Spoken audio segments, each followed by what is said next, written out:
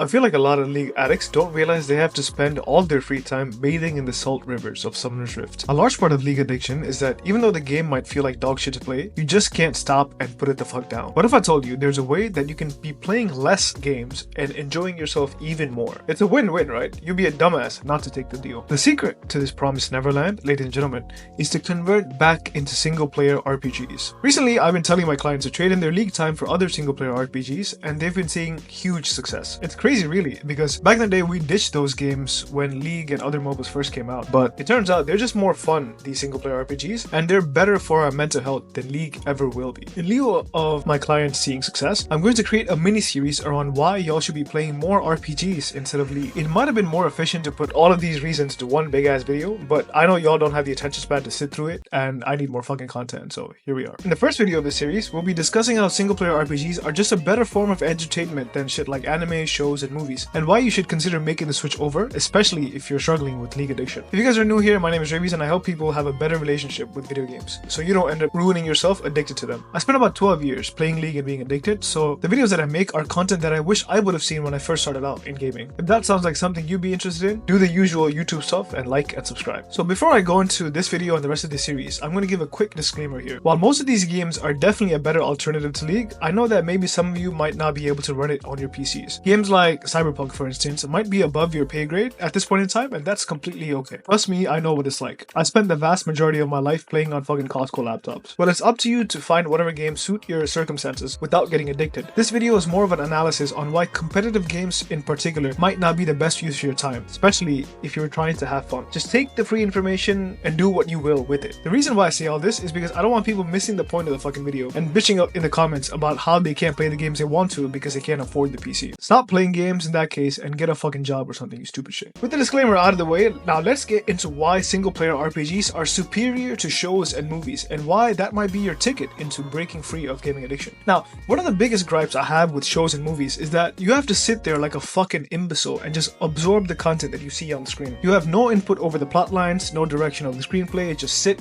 and absorb. And now, don't get me wrong here, there's definitely a skill to watching movies, especially when they have open-ended plot lines and hidden motifs that require a certain level of quote-unquote movie comprehension to decipher. When it comes to really good movies, it's like watching a book. Part of the reason why so many good books get movie adaptations in the first place is because they're trying to convey the magic that you can read through the pages into moving scenes that you can see. It's a testament to the movie watcher's worldliness if they can interpret the different meanings and messages of a good movie without getting lost in the sauce. It's definitely an exercise in intelligence. However, it's not an exercise in patience. I can't figure out for the life of me how people can just sit there and just binge shows and movies like a fucking vegetable. While some movies and shows can be intellectually stimulating, I feel like a lot of the bullshit that gets popular these days are just fucking mind-melding stupidity. It's crazy that there are large amounts of people just sat there on their asses in front of a flat screen or a PC, spending fucking 10 hours a weekend just binging some absolutely trash show on Netflix. And you know what the crazy thing is? These single brain cell troglodytes are the same people that'll turn around and chastise you for being a quote-unquote nerd that spends time playing video games. The show that you're watching right now is a bigger waste of time, you dumb bitch. I never understood how playing video games, especially non-competitive video games, would make someone a nerd, but putting your ass on a couch mouth breathing as you watch some fucking generic identity politic peddling bullshit makes you some kind of quote-unquote worldly person who's socially clued in. All it makes you is a spineless conformist. Unfortunately, you can't even blame some of these people because their heads are too far stuck up their own ass to see the irony. They're so caught up in trying to blend in with everyone else and have stuff to talk about that they've never had an original thought in the entirety of their shitty ass existence. You guys might have heard me talk about this before, but the whole reason why people can get addicted to video games, but not necessarily to shit like Netflix or anime, is because of a concept I've coined: active demonstration. When you're playing video games, you're actively engaging with the environment, moving around, interacting with objects, fighting enemies, and especially in the modern day video games, making important choices with very powerful implications on how the story pans out. This is why I think single player RPGs are just a vastly superior model to watching anything. You're a much more active participant in your experience and can more or less shape it to your liking, instead of hoping the directors and the writers know what the fuck they're doing and having them deliver the experience to you. Now, why am I telling you all this? I'm telling you all this because this is also in stark contrast to League. While you definitely have more input in a League of Legends games than you do watching a show or a movie, it's not necessarily as much as you would get as playing an RPG. In League, if you're playing at an elo you should be in, you're guaranteed to lose at least 40% of your games. Just straight up 40% you're gonna lose. While this is perfect for a competitive genre, it also means you're gonna get your ass handed to you 40% of the time, which I know a lot of people don't really fuck with. And because there's 10 players in total in every single game, even the games you do win, you have precious limited influence influence over the outcome. And here's where it's so much better to play these single player games, SPGs, instead. You will have much more autonomy over what happens, and this makes for a much more fulfilling gaming experience. It's important not to lose a plot, guys. Your gaming time is supposed to be a fun time out from the problems in life. Now, if you will for a second, let's disregard the health risks and just be real here. That's what entertainment is for. If you can't be properly entertained and you're wasting away that precious time hating your fucking life for engaging in a medium, then what the actual fuck are you even doing? What's the point of queuing up to a game where you have a 40% chance of losing when it's not really your fault, or you have to deal with fucking toxic friend groups who have veritable dick measuring contests about what ranks they are and how they compare with each other? A lot of people have forgotten this in the League of Legends community, but games are supposed to be fun, guys. You're not supposed to hate your life playing fucking video games. You're not supposed to be playing them all day, period. So take advantage of the precious minutes you can justify playing them by immersing yourself in something that doesn't feel like a living spank. League, in particular,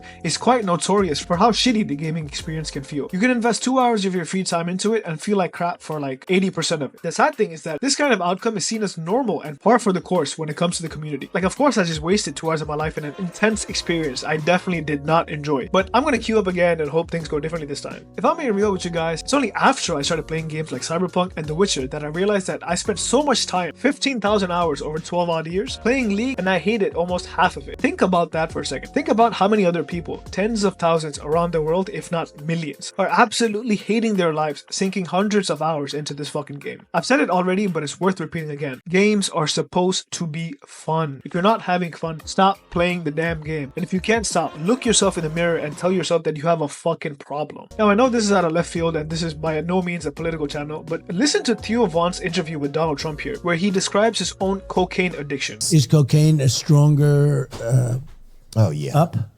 Yeah. Cocaine so you're way up with cocaine more than anything else you can think of. Cocaine will turn you into a damn owl, homie. You know what I'm saying? Yeah. You'll be out on your own porch, you know. Yeah.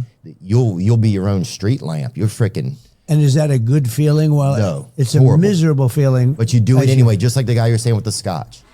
Like you knew it was bad, but you still. So it's not even good during what would be normally the good time. In other words, oh wow. So why would you do it? I wouldn't. That's why I don't. It's eerily similar to League addiction, isn't it? Most of the time, you're not even having fun, but you feel compelled to keep playing it because of the stimulation you're getting. This is why I feel like my clients have been seeing much more success with single player games nowadays. It's a much more chill vibe where you're just in control of how your free time is being used. You don't have to burn away hours chasing some fucking ephemeral goal that won't really do you any good at the end of the day. And you know it won't do you any good at the end of the day. Guys, be selfish with your time and don't be so ignorant as to think that the League of Legends experience is the only type of gaming experience that's available to you. Even for someone like me who grew up on fucking Flash games on Game Fudge, Pokemon Diamond and Pearl on DS, and RuneScape on a Costco computer, even I forgot the autonomy that I had playing all these games in favor of chasing the glory in League of Legends. I'll make a video in the future about how unspeakably embarrassing it is to try and get good at a video game, but in the meantime, demand more from your game. If it doesn't fulfill you and or provide you with a healthy dosage of wondrous escapism, drop it. I know for a lot of you, League probably isn't what it used to be, and I'm here to tell you it's okay to move on to other genres if you're not feeling fulfilled anymore. That's it for this video, guys. If you guys want more help with gaming addiction, you already know where to find me in the Discord. Links are in the description. Do the usual YouTube thing, like and subscribe. If you want to learn more about League of Legends addiction, I'll leave my League addiction playlist here so you can check it out. I'll catch you guys in the next video. And remember this, although it might seem hard at first, it's actually quite easy to develop healthy relationships with video games. Follow me and I'll show you how.